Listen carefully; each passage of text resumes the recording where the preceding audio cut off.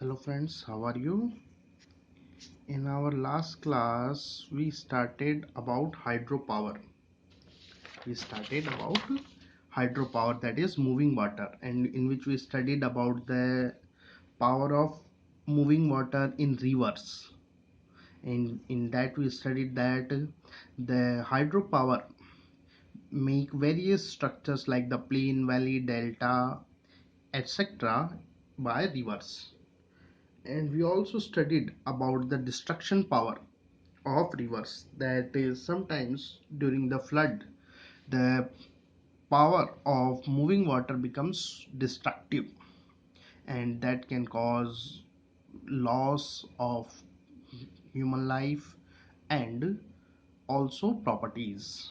Okay, in that we also studied about the importance of water, that is rivers, that various civilizations like the Vedic civilizations and others in the world was established near the rivers because the water is a primary resource for us. Okay, so in which we studied about that. Now in today's class I am starting one more interesting topic, that is glaciers. That are glaciers. Himnadi, in Hindi it is called Himnadi. Okay, in cold areas, rainwater freeze and fall down in the form of snow. जो ठंडे इलाके हैं वहां पर rain water जो है वो freeze होकर स्नो की फॉर्म में नीचे गिरता है, in the form of snow. It is called snowfall, जिसको अपन बोलते हैं बर्फबारी या snowfall. The continuous snowfall in hilly areas make thick layers of snow और आइस. जो माउंटेन्स हैं उन पर जो कंटिन्यूस जो स्नोफॉल होता है उसके कारण से वहां पर थिक लेयर्स, कई मीटर मोटी थिक लेयर स्नो की या आइस की बन जाती है. आप जानते हैं आइस जो है उसमें एक दूसरे के साथ चिपकने की टेंडेंसी होती है. Practically we know that.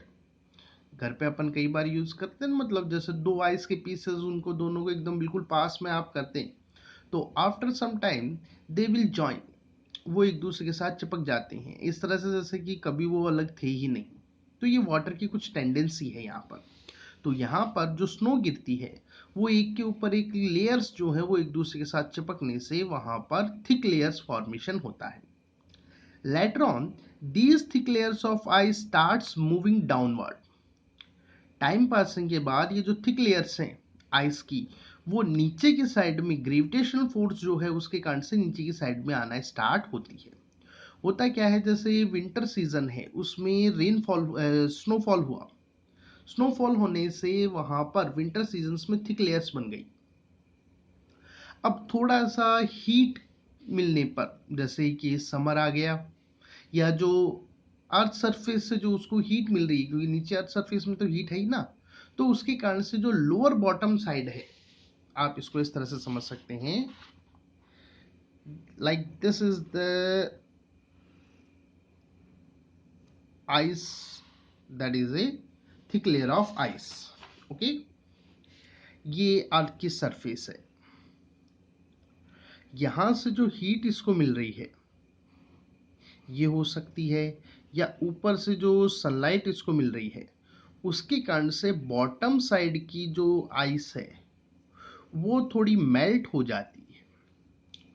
Melt होने से यहाँ इस सरफेस और इस लेयर के बीच में वाटर की एक बहुत बारीक या बहुत थिन एक लेयर फॉर्मेशन यहाँ पर होती है, विच एक्ट एज लुब्रिकेंट, जो लुब्रिकेंट की तरह वर्क करना स्टार्ट करती है. आप जानते हैं जैसे अपन देखते भी हैं जो बड़ी आइस है, जैसे अपन शादी वगैरह में लाते हैं, या और भी बहुत बड़ी जो बर्फ के टुकड़े हैं उनको आसानी से अपन स्लिप कराते हैं, धक्का देते हैं तो वो तो स्लाइड करना स्टार्ट करते हैं. 40-50 किलोग्राम का होने के बावजूद इजीली वो स्लाइड कर जाता है. Why? Because this thin layer of water make the surface lubricant, act as lubricant. और सरफेस और इस वाटर के बीच में सरफेस और इस थिक लेयर के बीच में एक तरीके से लुब्रिकेंट की तरह वर्क करना स्टार्ट करती है, जिसके कारण से अब ये जो आइस है ग्रेविटेशनल फोर्स, क्योंकि ये माउंटेन्स का एरिया है इस तरह से आप मान सकते हैं, ओके। तो अब ये धीरे धीरे क्या करना स्टार्ट करेगी, नीचे की साइड में फ्लो करना स्टार्ट करती है। ये जो मूविंग लेयर ऑफ आइस है इसी को बोलते हैं दैट इज कॉल्ड ग्लेशियर। इसी को क्या बोला जाता है, ग्लेशियर या स्नो रिवर, हिम नदी या ग्लेशियर बोलते हैं। अदर वर्ड्स में अपन बोल सकते हैं huge body of dense ice, huge body of dense ice which keeps on moving downward, which keeps on moving downward is called glacier। एक काफी बड़ी डेंस आइस की बॉडी स्ट्रक्चर जो कि डाउनवर्ड साइड में मूव कर रही होती है that is called glacier. Glaciers जो हैं इनकी मोशन स्पीड काफी स्लो होती है, पर ईयर तकरीबन कुछ सेंटीमीटर, मीटर और समटाइम्स मिलीमीटर ये मूव करते हैं। तो मूविंग स्पीड तो बहुत कम है, लेकिन इनमें great power, great destruction power इनके अंदर मौजूद होती है। इसका कारण होता है इनमें जो टन्स ऑफ वाटर जो आइस की फॉर्म में मौजूद है। आप इसको सिंपली इस तरह से समझ सकते हैं, एक heavy truck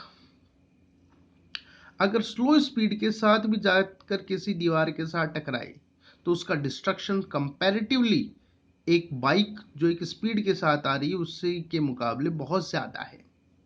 why?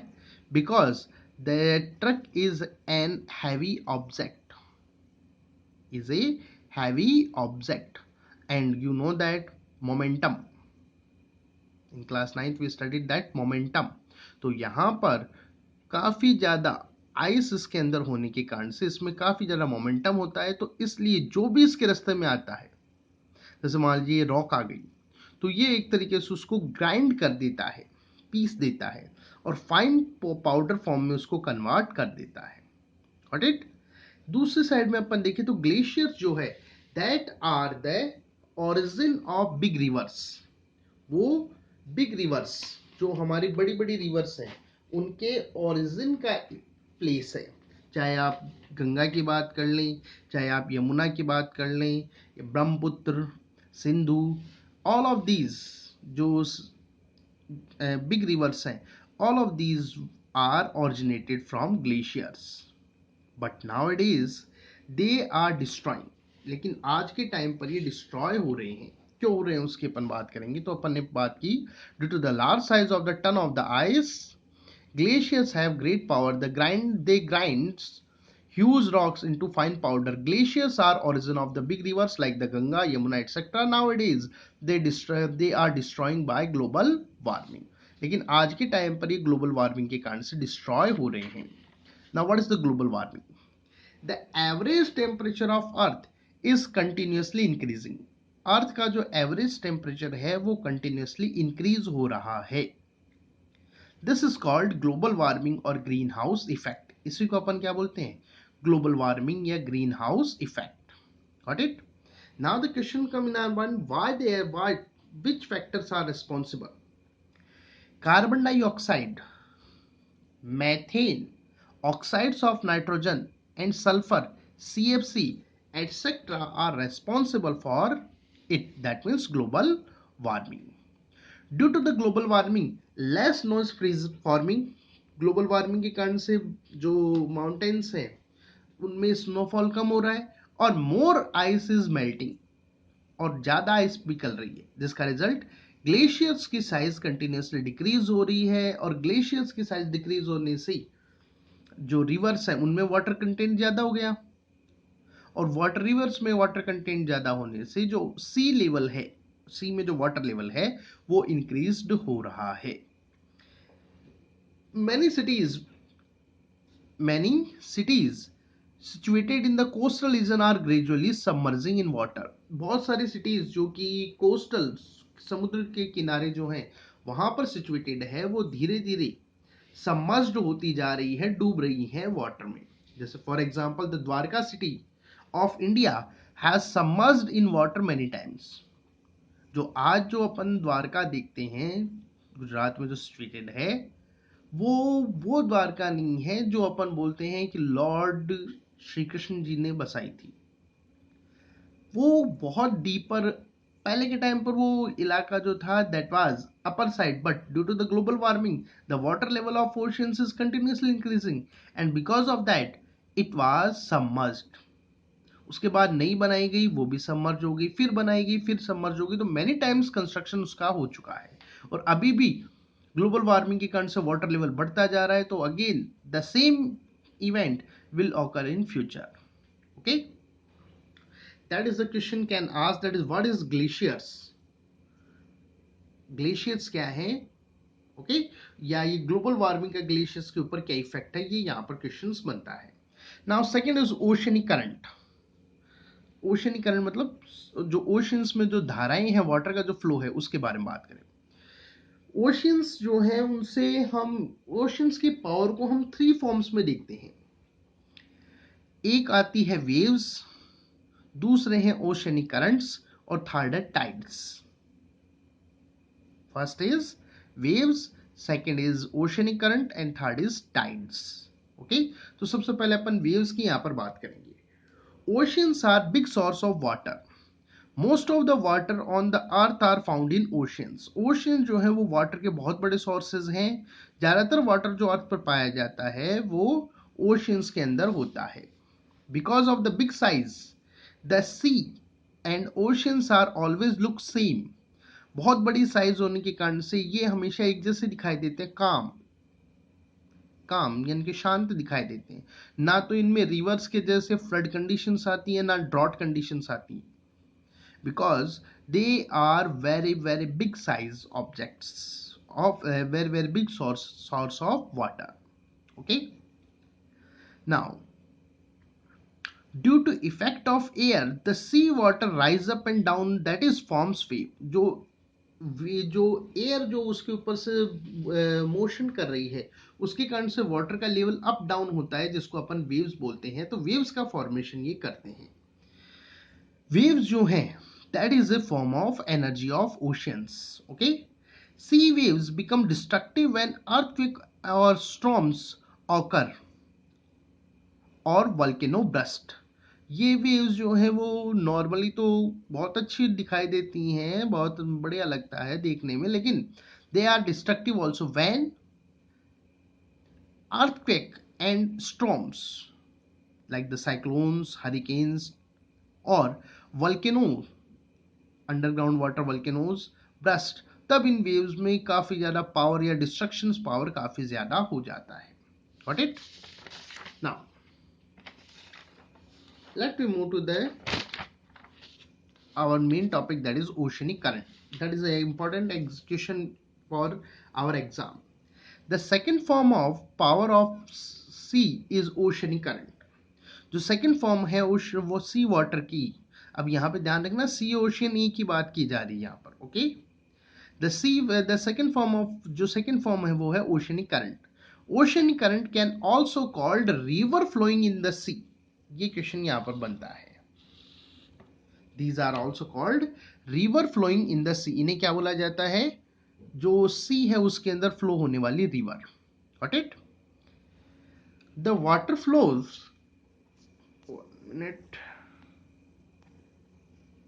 The water flow continuously in a certain direction is called oceanic current. जो ओशियंस के अंदर जो वाटर फ्लो जो एक सर्टेन पर्टिकुलर डायरेक्शन में जो वाटर फ्लो होता है उसके लिए बोला जाता है ओशनिक करंट। देखो वेव्स की कोई डायरेक्शन नहीं होती, ओके, लेकिन जो यहां पर जो ओशियनिक करंट है उसकी पर्टिकुलर डायरेक्शंस यहां पर होती है। Got it? Some of the oceanic current has warm water या हॉट वाटर। वार्म बोल सकते हैं या अपन क्या बोल सकते हैं, hot. While in some of them has cold water. इनमें से कुछ गर्म पानी की है, कुछ ठंडे पानी की है। वो डिपेंड करेगा फ्लो किधर से किधर हो रहा है। Now the questions comes in our mind that how they are originated। to consider it, इसको समझने के लिए अपन दो मेन स्ट्रीम्स या जो ओशनिक करंट्स हैं उनके अपन कंसिडरेशन करते हैं।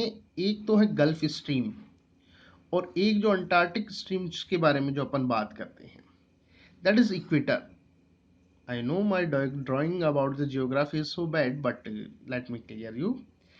ये जो इलाका है इक्वेटर्स वाला, यहाँ पर सनलाइट बिल्कुल सीधी गिरने से ये वाटर जो है इट इज हॉट. ये कैसा रहता है? हॉट. जबकि ये जो अंटार्कटिका वाला जो रीजन है, या ये जो पोल्स वाला जो रीजन्स है, ये, या इधर पोल्स पे बात करें तो ये, they are comparatively to that these are cold areas. इनका टेम्परेचर कैसा रहता है यहाँ पर? कोल्ड. ओके. अब यहाँ पर ध्यान रखने की बात है, जब वाटर कोई भी ऑब्जेक्ट जब हॉट होता है तो उसकी डेंसिटी कम हो जाती है. जैसे एक सिंपल सी बात करें, आपने देखा होगा लाइफ में, जो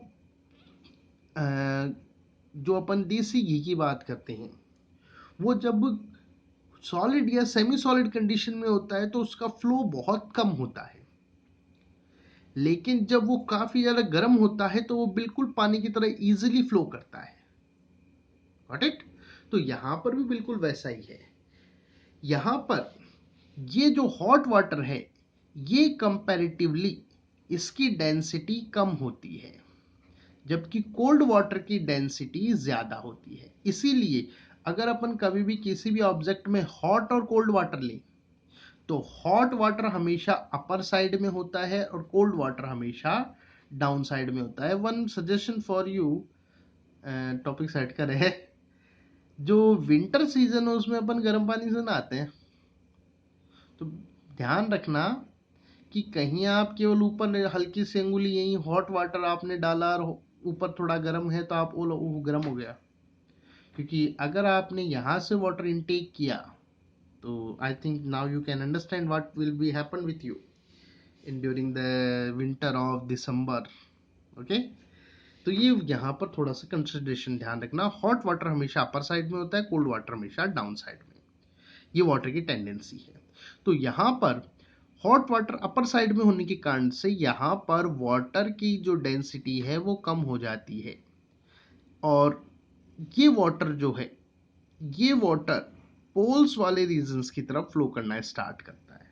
और इसकी जगह को लेने के लिए जो पोल्स वाले जो रीजन्स हैं, उनसे कोल्ड वाटर इधर फ्लो करना स्टार्ट करता है. दैट मीन्स अपन इसको ऐसे समझ सकते हैं, यहाँ पर टू करंट्स क्रिएट हो जाते हैं.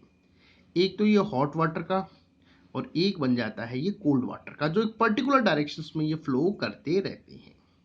Got it?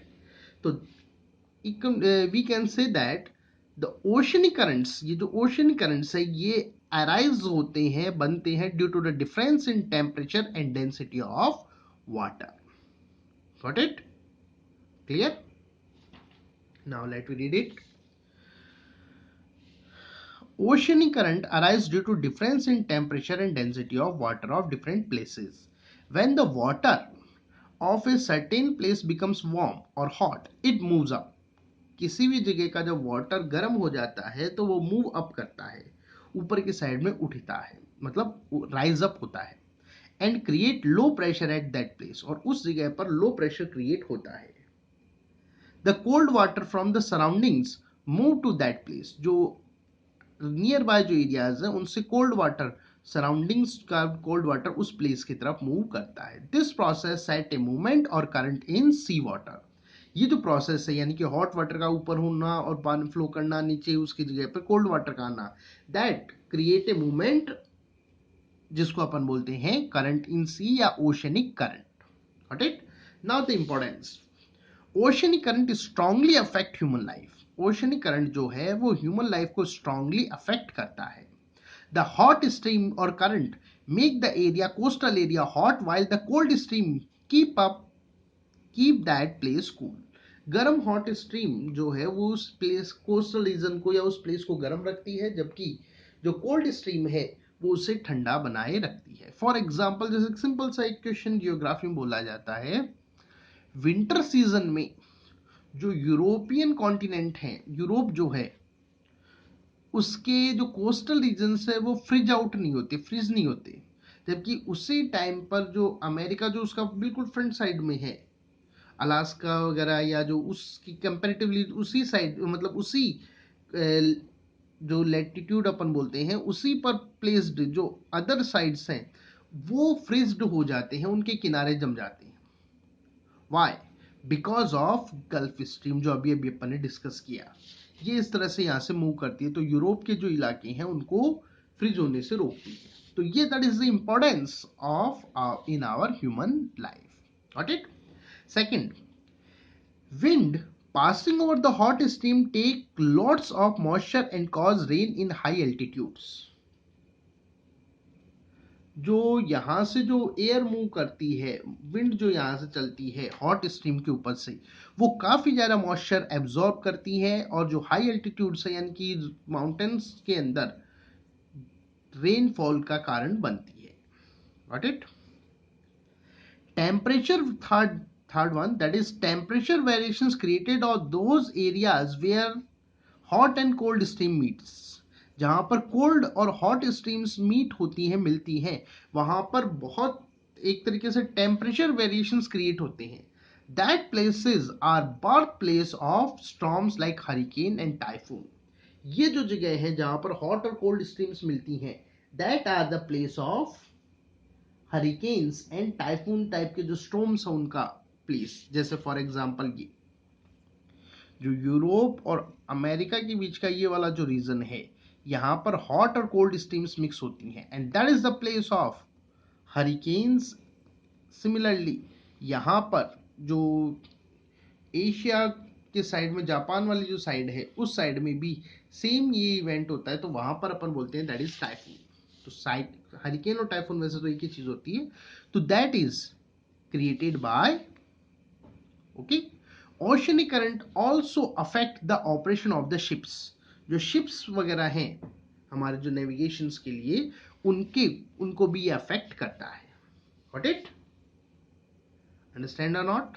Okay, now the next one is tides. In lower classes you studied about, so I think you familiar about it. What is tide? Generally the level of sea when increases because of the gravitational force of moon and sun, then it is called tides। जब moon और सन की gravitational force के कारण से oceans में water level increase होता है या राइज अप होता है, तो उन्हें बोला जाता है टाइड्स। क्या बोलते हैं उनको? Tides. It is another form of oceanic power. ये ओशियंस की पावर की एक और फॉर्म है। थर्ड फॉर्म होगी, देखो ध्यान से देखना, पहली तो थी वेव्स, दूसरी थी ओशनिक करंट, और थर्ड आता है टाइड्स। अब तीनों के ओरिजिनेशंस भी अलग अलग हैं। वेव्स क्रिएट हो रही थी because of the movement of air. Oceanic currents create हो रहे थे because of the heating of sun. और टाइड्स जो क्रिएट होते हैं that is due to the gravitational force of sun and moon. तो इनका ओरिजिनेशन अलग अलग है। Okay, it is the another form of oceanic power due to gravitational force of moon and sun. The level of sea water increases और becomes high. It is called tide और high tide. इसको अपन क्या बोलते हैं? Tide और high tide बोलते हैं। It arise when the sun and moon are in straight line. ये तब आते हैं जब सन और मून जो है वो स्ट्रेट लाइन में हो। वो किस में हो? स्ट्रेट लाइन में जब आते हैं तो उस कंडीशंस में टाइड्स क्रिएट होती हैं। Got it? क्लियर? अगर अपन कंसिडर करें तो लाइक दिस है, क्या ये चीज? Suppose that is a water level of sea when sun and moon, जैसे ये सन है, नॉर्मली जो टाइड्स आती हैं, हाई टाइड्स, वो आती हैं जो न्यू मून डे, अमावस्या जो अपन बोलते हैं उस वाले दिन पर। ये सन और मून जो है वो एक बिल्कुल स्ट्रेट लाइन में या एक साइड में रहते हैं। तो इन दोनों का जो ग्रेविटेशनल फोर्स है, इन दोनों के जो ग्रेविटेशनल फोर्सेस हैं वो एक दूसरे कंबाइन हो जाते हैं, जिसके कारण से वाटर लेवल जो है वो राइज अप होता है। वाटर लेवल क्या हो गया? राइज अप, बढ़ गया। इसी को अपन बोलते हैं that is called high tide और नॉर्मली टाइड। अच्छा, एक टाइड्स में जब अपन इसको हाई टाइड बोलते हैं तो एक लो टाइड की बात हो रहा है, जब मून और सन इस तरह से अरेंज हो कि एक दूसरे की ग्रेविटेशनल फोर्स को वो कैंसिल आउट कर दे, तो उस कंडीशन में जो वाटर लेवल है वो डाउन रहता है। उस कंडीशन को अपन बोलते हैं that is called low tide. तो ये जो हाई टाइड्स और लो टाइड्स हैं that are due to the gravitational force of sun and moon. दोनों जब एक साइड में combine then water level increased, that is called high tide. जब दोनों डाउन साइड, तो दोनों अगर अपोजिट है तो that is low tide. Okay, now constructive and destructive forces जो चैप्टर के बीच में थे, लेकिन मैंने यहाँ पर बात की। अच्छा, ये चीज बता दूं कि ये चैप्टर 7 ये है तो 15 का टॉपिक, लेकिन इसका एक क्वेश्चन जो आता है वो चैप्टर नंबर 17 के लास्ट में इसका दिया हुआ है, तो थोड़ा सा इसको देख लेना। कंस्ट्रक्टिव एंड डिस्ट्रक्टिव फोर्सेस और power as the name indicating constructive that means creation, destructive that means destruction. The group of forces that responsible for creation of the new landforms, ऐसे फोर्सेस का ग्रुप जो कि new land forms के creation के लिए responsible होता है, जैसे कि माउंटेन्स का बनना, आइसलैंड बनना, प्लेन्स क्रिएट होना, वैलीज बनना, okay, that are called constructive forces. उन्हें क्या बोला जाता है? Constructive forces. Internal tectonic forces जो हैं वो कंस्ट्रक्टिव फोर्सेस की कैटेगरी में आते हैं। वो किस कैटेगरी में आएंगे? कंस्ट्रक्टिव फोर्सेस की कैटेगरी में। Got it? Similarly the group of forces that start destroying newly formed structure are called destructive forces. वो ग्रुप ऑफ फोर्सेस जो कि न्यूली फॉर्म्ड स्ट्रक्चर को, जो इंटरनल टेक्टोनिक फोर्सेस से क्रिएटेड जो स्ट्रक्चर हैं उसको डिस्ट्रॉय करना स्टार्ट कर देते हैं, that is called destructive forces. जितने भी एक्सटर्नल टेक्टोनिक फोर्सेस हैं, like the weathering, like the sun sorry like the erosion forces of the water and air comes in the category of destructive forces. Okay, now after that, one topic of the chapter which is last one which is remaining, but there is not so important, I think you can understand without any problem, so I'm leaving that. But I will discuss about here. All of these forces, that is destructive, constructive, or internal tectonic forces, external tectonic forces, etc., affects our life. ये हमारी life को affect करते हैं। हम जब से हमारा development हुआ है, हमने इन फोर्सेस को अंडरस्टैंड करने की ट्राई की है कि ये फोर्सेस कैसे क्रिएट होते हैं, ये फोर्सेस किस तरीके से वर्कआउट करते हैं, इन फोर्सेस का इम्पैक्ट क्या है और इन फोर्सेस को हम कैसे कंट्रोल कर सकते हैं। कुछ लेवल तक हमने इसको कंट्रोल किया भी है, कुछ लेवल तक हमने इसको अंडरस्टैंड भी किया है, लेकिन फिर भी अभी भी बहुत हमारे लिए ये एक तरीके से मिस्ट्री है, एक तरीके से हमारे पास रहस्य है ये, जिसको हमें और स्टडी करना ज़रूरी है। ओके, प्रीवियसली जब हमारे पास कोई साइंटिफिक इंस्ट्रूमेंटेशन नहीं था, साइंटिफिक टूल्स वगैरह नहीं थे, तब हमने इनके बारे में जनरल जो हमारा नॉलेज था उससे हमने इनको एक्सप्लेन करने की ट्राई की जी। जैसे फॉर एग्जांपल अपन बात करें नेविगेशन के लिए, अपन ने जो पोलर स्टार जिसको हिंदी में अपन ध्रुव तारा बोलते हैं उसको अपन ने कंसिडर किया। तो फिर क्वेश्चन एक दिमाग में आया था कि भाई ये यहाँ पर स्टेबल क्यों? तो उस टाइम पर हमें ये नहीं पता था कि अर्थ जो है 23.5 डिग्री डिक्लाइन रोटेशन करती है और जो पोलर स्टार है वो उसी 23.5 डिग्री जो डिक्लाइन रोटेशन की एक्सिस है उसके ऊपर सिचुएटेड है, इसलिए हमेशा स्टेबल दिखता है। हम नहीं जानते थे। जो मैं बोला आप समझ में आया आपको? मैंने क्या कहा? अर्थ जो है वो 23.5 डिग्री डिक्लाइन रोटेशन करती है, पोलर स्टार यहीं पर है, तो रोटेशन कैसे भी रहो ये हमेशा स्टेबल दिखाई देगा।